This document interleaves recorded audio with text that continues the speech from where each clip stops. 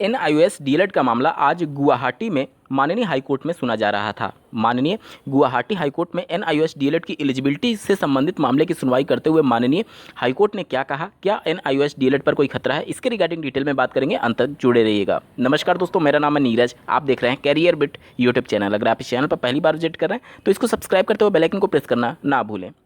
सुनवाई के दौरान पूरी सुनवाई में जो केंद्र का विषय बना रहा वो उत्तराखंड हाईकोर्ट के द्वारा दिए गए जजमेंट को जो उत्तराखंड सरकार के द्वारा सुप्रीम कोर्ट में चैलेंज किया गया है उसी के इर्द गिर्द घूमता रहा। जैसा कि आपको ज्ञात होगा, एनआईओएस से डीएलएड एलिजिबिलिटी मामले पर पहली बार ये मामला पटना हाईकोर्ट में गया था, जहां पर पटना हाईकोर्ट ने एनआईओएस को रेगुलर जो डीएलएड डिग्री होता है उसके समकक्ष मानने के संदर्भ में एनसीटी को आदेश पारित किया था। इसके अलावा इसके बाद से कई राज्यों के हाईकोर्ट ने एनआईओएस को पूरी तरीके से एलिजिबल माना था। उसके बाद से एमएचआरडी मिनिस्ट्री और जो एनसीटी है उसके बीच में एक महत्वपूर्ण बैठक होती है, जिसमें एमएचआरडी मिनिस्ट्री के द्वारा ये फैसला लिया जाता है कि जो एनआईओएस डीएलएड होगा वो जो रेगुलर डीएलएड है उसके समकक्ष माना जाएगा। उसके बाद से एनसीटी बाकायदा इसके संबंध में एक ऑफिशियल नोटिफिकेशन निकालती है सभी राज्यों को लिखते हुए कि एनआईओएस डीएलएड जो कैंडिडेट हैं वह 2 साल के जो डीएलएड रेगुलर कैंडिडेट होते हैं उनके इक्विवेलेंट माने जाएंगे और आने वाली फ्रेश रिक्रूटमेंट में ये पूरी तरीके से इक्विवेलेंटली ट्रीट किए जाएंगे। इसके बाद से सभी राज्यों में जो एनआईओएस से डीएलएड अभ्यर्थियों का मामला था वो एक तरीके से पात्र हो जाते हैं, चाहे वहाँ की शिक्षक पात्रता परीक्षा हो या फिर केंद्रीय स्तर की सीटेट पात्रता परीक्षा हो या फिर राज्यों में जो या फिर सेंट्रल लेवल पर जो वैकेंसी चल रही हैं उनमें एनआईओएस डीएलएड को पात्र करने का मामला हो। उसके बाद से ये सब कुछ सही चलता रहता है। उसके बाद से उत्तराखंड में एक वैकेंसी आती है जिसमें उत्तराखंड में ये मामला एनआईओएस डीएलएड अभ्यर्थियों को चैलेंज करते हुए उत्तराखंड हाईकोर्ट में पहले जाता है, जहां पर हाईकोर्ट ने पटना हाईकोर्ट के फैसले के आधार पर एनआईओएस डीएलएड को पात्र मान लिया था। उसके बाद से राज्य सरकार एनआईओएस डीएलएड के अगेंस्ट में और साथ ही साथ जो उत्तराखंड हाईकोर्ट का फैसला था उसके अगेंस्ट में सुप्रीम कोर्ट का दरवाज़ा खटखटाती है, जिसमें लंबे समय से मामले लंबित हैं, क्योंकि जैसा कि आपको ज्ञात होगा 3 जज के बेंच में ये मामले को लिस्ट किया जा रहा था और उसमें से एक जो जज थे वो संवैधानिक पीठ की सुनवाई में लगातार बिजी थे, जिसकी वजह से डेट नहीं मिल पा रही थी। पिछली बार इस केस की सुनवाई 26 सितंबर 2023 को हुई है, जिसमें कुछ खास देखने को नहीं मिला, क्योंकि सरकारी वकील जो थे वो डेट मांग रहे थे और जो डीएलएड की तरफ से वकील थी मैम वो अपना पक्ष रख रही थी कि जल्दी से जल्दी लिस्ट करने के लिए। तो यहाँ पर 3 अक्टूबर को डेट फाइनल किया गया है। 3 अक्टूबर 2023 को इस मामले की अगली सुनवाई होने जा रही है। तो गुवाहाटी हाईकोर्ट ने पहले तो एनआईओएस डीएलएड को पूरी तरीके से एलिजिबल माना, माननीय पटना हाईकोर्ट और माननीय उत्तराखंड हाईकोर्ट और अन्य राज्यों के आधार पर जो हाईकोर्ट के द्वारा फैसला दिए गए हैं, क्योंकि अभी तक जो एनआईओएस के फेवर में है सभी हाईकोर्ट उनके फेवर में है। और चूंकि उत्तराखंड राज्य सरकार उत्तराखंड हाईकोर्ट के फैसले के अगेंस्ट में सुप्रीम कोर्ट में गई है, तो जाहिर सी बात है ये जो जजमेंट दिया गया है गुवाहाटी हाईकोर्ट में, कोर्ट ने जो बोला है वो एपेक्स कोर्ट यानी सुप्रीम कोर्ट के फैसले के अधीन रहेगा। यानी कहने का मतलब कि अब हाई कोर्ट सुप्रीम कोर्ट से ऊपर जाकर के तो फैसला दे नहीं सकती। अभी चूंकि मामला सुप्रीम कोर्ट में विचाराधीन है और वहाँ से डिसाइड होना बाकी है, वहाँ से जो डिसाइड होगा सभी हाई कोर्ट उसको मानने के लिए बात हो जाएगी। इसलिए गुवाहाटी हाई कोर्ट में ऑनरेबल एपेक्स कोर्ट यानी कि सुप्रीम कोर्ट के में जो मामला चल रहा है, जैसे पूरा मामला जो है वो 18 मंथ और 24 मंथ को लेकर के हुआ है।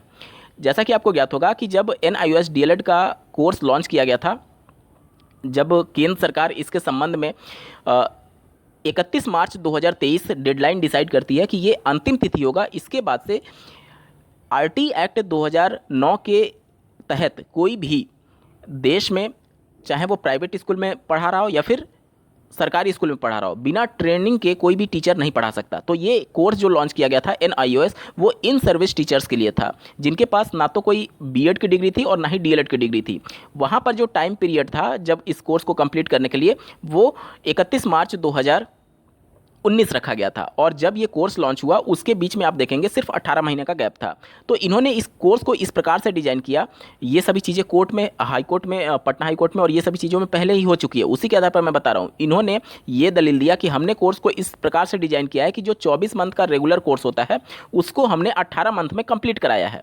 यानी कि इन्हीं सब दलीलों के आधार पर पटना हाई कोर्ट ने कहा था कि जब सारे कोर्स को कंप्लीट कराया गया है 18 मंथ में, तो फिर इनको इक्विवेलेंट मान लिया जाए। और उसी के आधार पर आपने देखा होगा कि एनसीटी ने भी बाकायदा इसके संबंध में पत्र जारी कर दिया था। सब कुछ सही चल रहा था।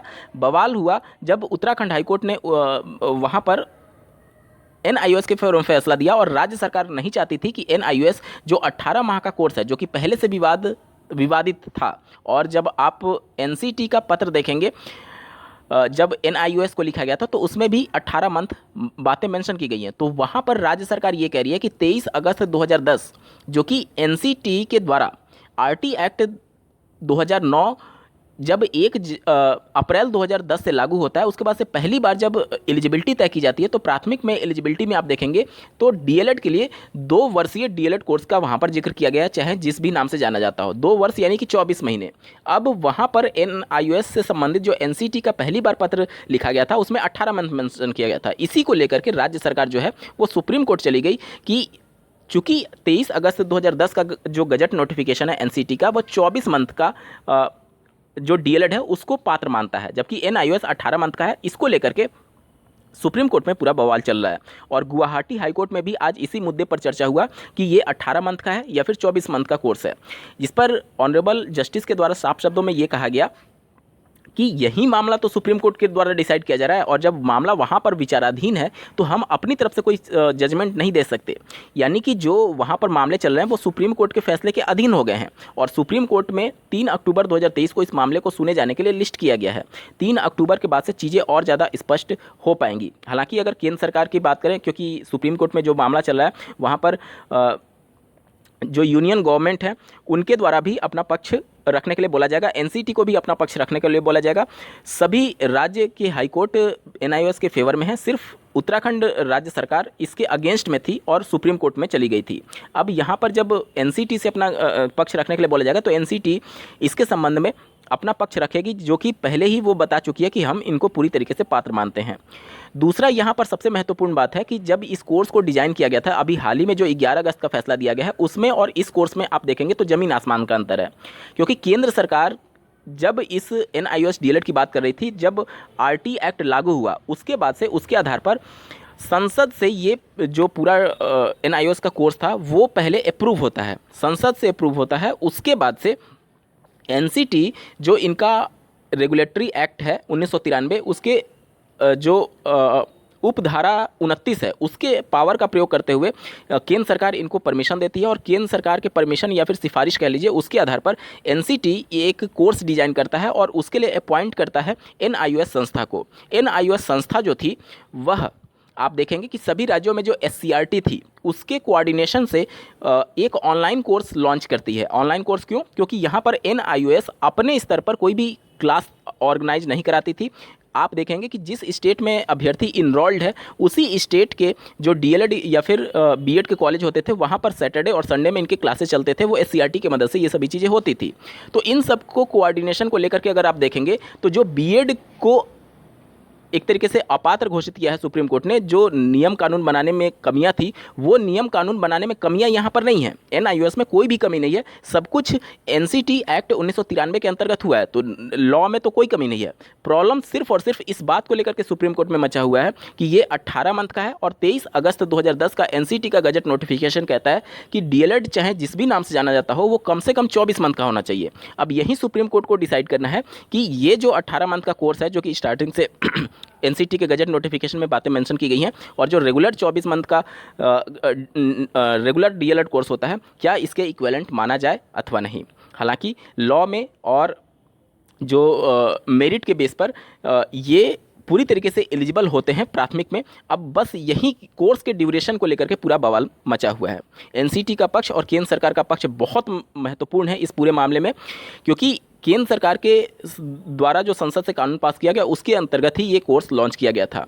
अगर एनसीटी अपना पक्ष मजबूती से रखती है तो निश्चित तौर पर एनआईओएस का डीएलएड काफ़ी मजबूत है, क्योंकि कई राज्यों के हाईकोर्ट एनआईओएस डीएलएड के फेवर में फैसला दे चुके हैं। तो अब आपको इंतजार करना होगा सुप्रीम कोर्ट का, और वहीं से ये मामला निस्तारित होगा। चाहे जिस भी राज्य के हाईकोर्ट में ये मामला चल रहा है वहाँ से कुछ भी देखने को नहीं मिलेगा। जैसे आप बीएड वाले मामले को देख लीजिए, जब बीएड वाला मामला सुप्रीम कोर्ट में विचाराधीन था, इसी समय अन्य राज्यों में भी मामले हाईकोर्ट में लंबित थे। हाईकोर्ट में जो भी मामले जाते थे वो सुप्रीम कोर्ट के फैसले के अधीन हो जाते थे, क्योंकि जब जाहिर सी बात है जब ऊपरी अदालत में मामला चल रहा है तो उससे निचली अदालत उस पर कोई भी अपना फैसला नहीं दे सकती। इसलिए वेट किया जा रहा है सुप्रीम कोर्ट के जजमेंट का, जो कि 3 अक्टूबर 2023 को सुने जाने के लिए फिर से लिस्ट किया गया है। इस वीडियो को देखने के लिए आपका बहुत बहुत धन्यवाद। भगवान करे आपका दिन शुभ हो।